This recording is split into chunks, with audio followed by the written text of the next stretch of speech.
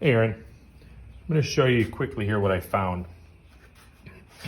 This here is the 456 clutch assembly. As you can see, it's black as hell. It burnt all to shit.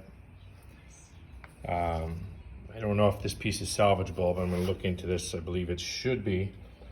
I didn't find any leaks in this area where the apply piston is.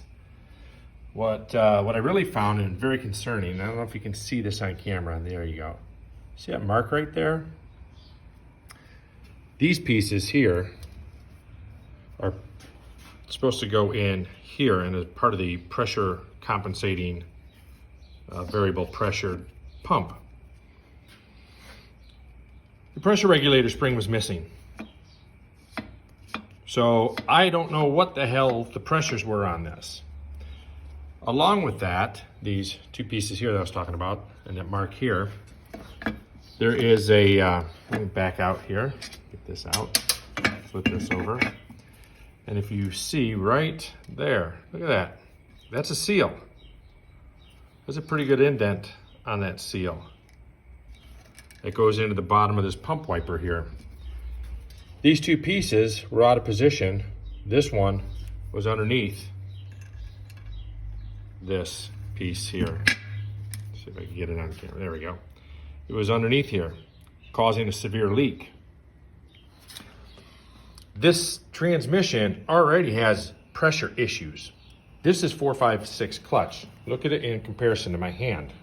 It's not a very big clutch. Compared to these big bastards, look at the size of these things.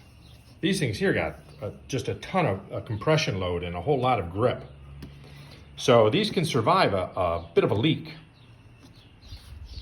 456, absolutely cooked. I've taken it apart, inspected it, put it back together, pressure tested. I was expecting to find some leakage here, but I didn't, which took me into the pump.